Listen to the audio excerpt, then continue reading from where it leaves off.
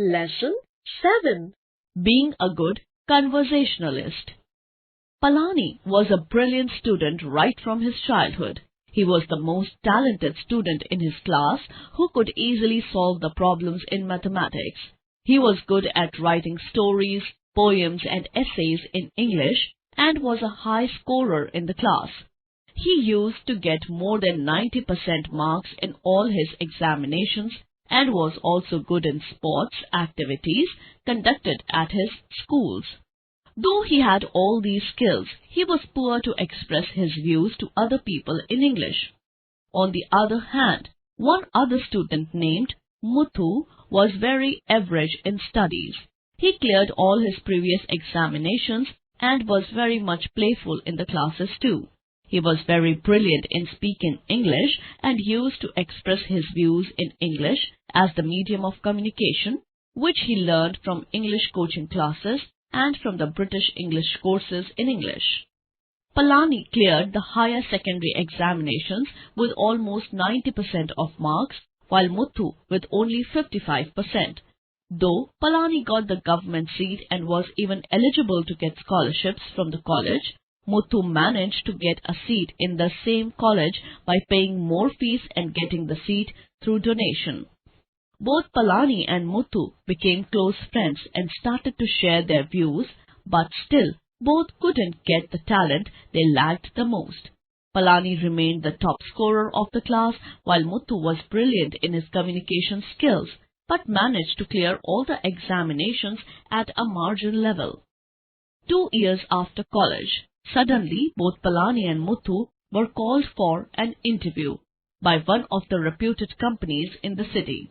The company promised them to pay about 4.75 lakhs annually for the one who gets selected at the interview.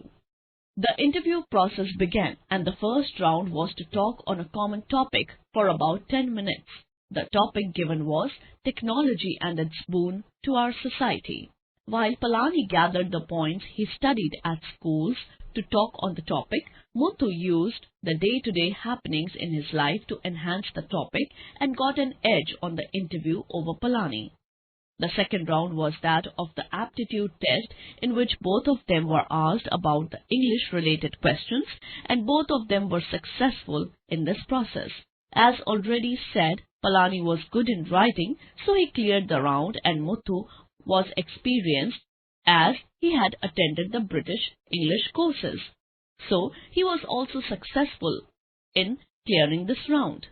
The final round was that of a panel interview where there were about 6 interviewers and they had to test the ability of the candidates one by one. The first person to go was Palani. The interviewers asked him about various aspects like educational qualifications, family background, some question based on the subject he had studied, positive and negative of his life.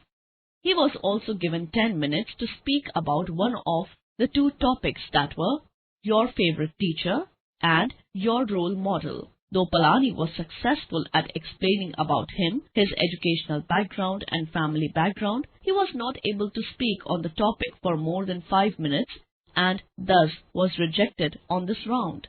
On the other hand, Muthu was successful in explaining all the aspects except for questions related to subject, although he was successful in answering 2 questions out of 5 questions and he gave the answers brilliantly with an excellent English accent.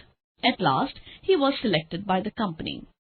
Though Palani was brilliant from the start of his career and Muthu was excellent in communication skills, which he gained from English courses and British English courses, only Muthu could have an edge in that placement process. Moral: if we are talented and have good communication skills and accent, we can have good scope in our life and can lead others from the front.